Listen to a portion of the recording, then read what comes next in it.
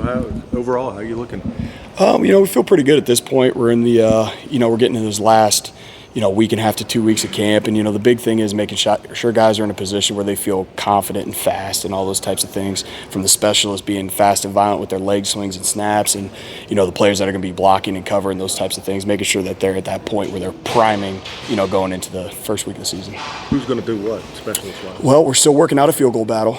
Right now, the two leaders of that are Riley Callahan and Nate Eichner. They've been probably duking it out pretty well. Punting, we try to keep it open competition, but Ian Brandt has a pretty good leg on it right now. And then snapping-wise, Brendan Dirk has a pretty good up on it right now. So Seamus did not keep the job. Well, Seamus graduated. Oh, yeah, not bad. Yeah, Seamus graduated. Yeah, no, he was like a 6-year senior, so he made two extra laps. Yep, so he graduated. The job. Right. if he was allowed to keep the job, he probably would have kept the job. So you think this field goal battle's going to go down to the game day? It might. We're going to ramp up the reps and the charting and try to see if we can create some separation. But, competition is going to breed the best outcome. So, not necessarily, it's not a negative by any stretch. I think we're going to get a good, good value out of the competition. There's forgive me, I don't remember his name, but there's a kid that you brought in that's a kicker and a punter. Mm-hmm. I saw, practice, I guess Monday, he was doing a lot of punting. Is the plan for him to primarily be punting, or both? Or? We have a couple guys that are really good combo guys. So the first one would be Josh Hamill. He's a good combo, really good leg talent. Probably one of the more violent leg swings I've seen, and he's able to compartmentalize between the three of them pretty well. And then we have a transfer from Everett, Mikhail, who also is a really good combo. So between the two of those guys, they're splitting, all three of them right now, doing a pretty nice job, to be honest with you. What would you say, like, the range you're comfortable with the kickers, like where they're comfortable now? I would say, all of them can hit from 50. There's no doubt in my mind, And then extending from there, the wind and things go into it, but all of them can hit from 50 very easily. Is there a Cam Little on the squad? 70-yarder? I'm sure they think there is, but we haven't put it back to that point just yet. Maybe if we get a strong wind off the bay, we could put that thing back at 70 and go hit it. Didn't ask you about kickoffs. So kickoffs right now is also an open competition. Between right now, it's really Riley, Josh, and Mikhail are working that thing out. Between those three are the three leading that one. Do you have a preference, like, in general? Do you want Guy to, do both kickoffs and field goals extra points, or it's just, whoever's the best for the job? Yeah, I don't necessarily have a preference. It turns into whoever's best for the job. We just need to understand from a load management standpoint, if a guy's doing more than one, he's going to have a different rehab process, a different process throughout the week to make sure he stays fresh throughout the season, because the kickoffs are the most taxing things on legs. So if a guy's doing field goals and kickoffs, it could start to impact his field goals if we don't handle it the right way from a load management standpoint. You touched on this a little bit. All we've asked about is specialists. A big part of your job is also the schemes of punt coverage, punt return, and all that. Right. How much of your job consists of that stuff? I would say at this point in the year, it's more so developing fundamentally sound players that are going to play fast, and that we get more schematic the closer we get into game week. And then once we get in season, it's a huge part of it. But at this point in the year, I want to make sure we have kids that are fundamentally sound that play with high effort, because ultimately those types of things are going to overcome any type of thing I could draw up on a whiteboard. It's going to be the most important thing. Are you able to pluck whatever starters you want for special teams? Yeah, so typically if it's a starter, we won't have them on more than two, but anybody's free game in terms of being on special teams. Coach Ryan does a great job driving the culture in terms of how important it is in flipping field position and controlling the game and all those types of things and the impact that it has on the game. So in order for us to be able to preach that it's important, our best players have to be on the field. It's a big part of your job, flipping field position. Oh, right? Yeah, absolutely. Yeah. We talked about the kickers and the punters. What about the guys, doing the returning? I immediately think of Devin Roche. He's so electric in the open field. Yeah. Yeah, and he's getting really, really comfortable back there. Early in his years, freshman year and all that, he was always dynamic and electric, but he didn't quite judge the ball as well as he would like. But he's gotten super comfortable back there. It's almost like he's just playing catch now, catching punts and things like that. And did some kick returning last year, did a nice job towards the end of the year there. So his ability to be dynamic is certainly a game changer, so we're excited about that, yeah. So he'll return punts?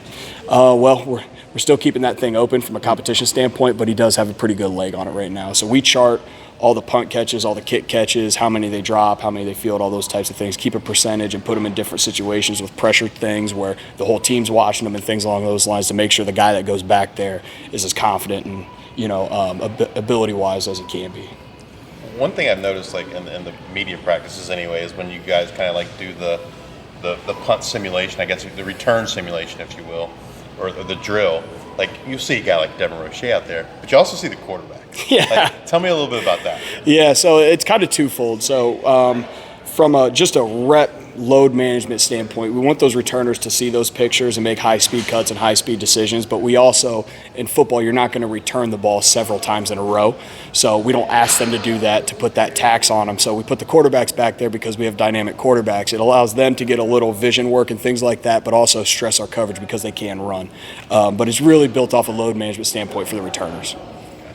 When your punter nails them down inside the 5, how satisfying is that for a special teams coach? Oh, man. I probably am a little bit more of a juice factory than I need to be. So satisfying is probably putting it very lightly, but yeah, it's extremely satisfying. On a kickoff, do you have like, if you could pick, kick it to the 1 or 2 and then return it, or a touchback every time, what would you pick? I like a nice balance. A lot of guys want the ball into the end zone every single play. Nobody's ever had 100% touchbacks in the history of college football, so a ball will get returned at some point in time. But I also like kickoff because it's the most primal part of the game. It's the fastest, most violent, most unchanged part of the game. So to just completely eliminate it with touchbacks, I wouldn't want to do. But at the same time, there's a nice balance that you need to have. I've had coaches tell me it depends on who's back there.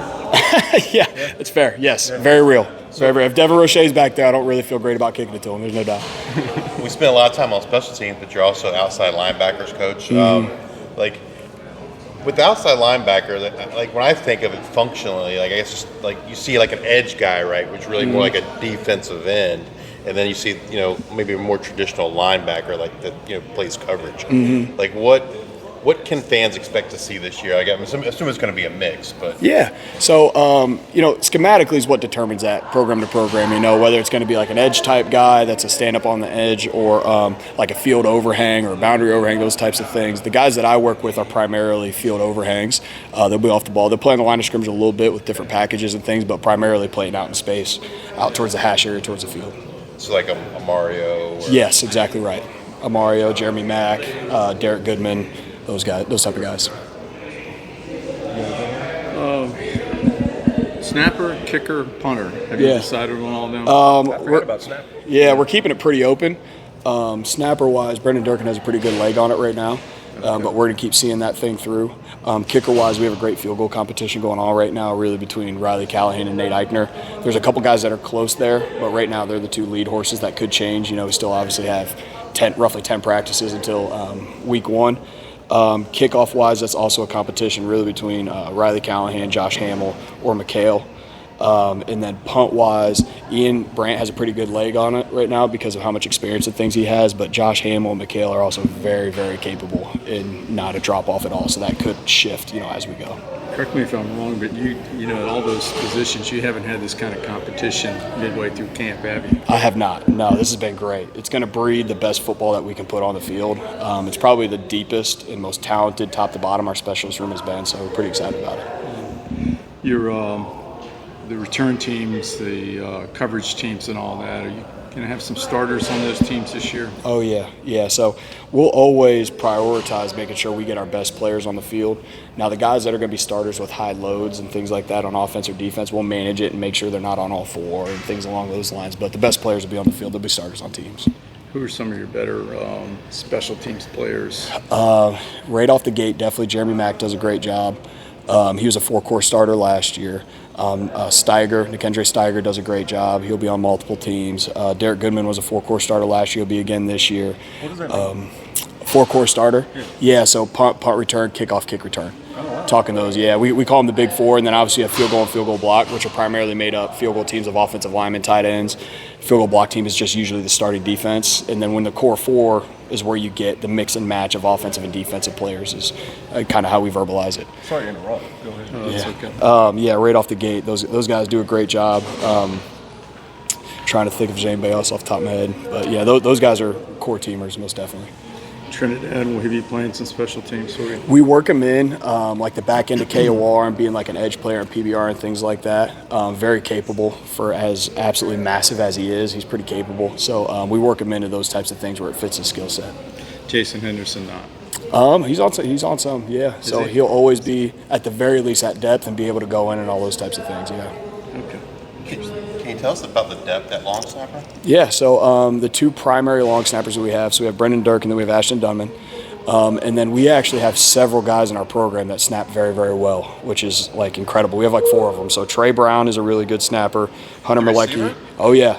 Hunter Malecki, the defensive end, is a really good snapper. Markai James, the running back, is a solid snapper. And then Koa Noatalo is a pretty good snapper. So we have 4 players on our team that snap the ball very, very well.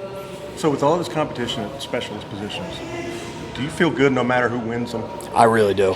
Yeah, that's probably the best part about it. And then the other piece of it is it's very tangible. You know, it's like, what is the field goal percentage? They do the exact same charting, the same spots, the same distances, and whoever charts out the best wins. So there's not a whole lot of like, well, you know, gray area. He does this better, he does this better. It's, did you make the kick or did you not type of deal. So it's very tangible, very defined. Black and white. Yep. Yeah. Overall, how do you feel about the entire team at this point in camp compared to previous years? Yeah, I feel great about it. I believe this roster is the highest floor that we've ever had.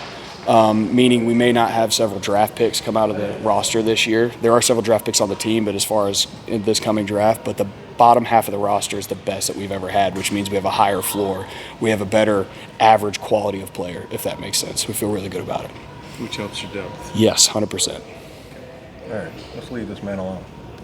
All good? Thanks, man. Ken. Awesome, yeah. Good to see you. Yeah, thank you. Good to see you. Thank you. Thank you. Cornerback Zion Frink.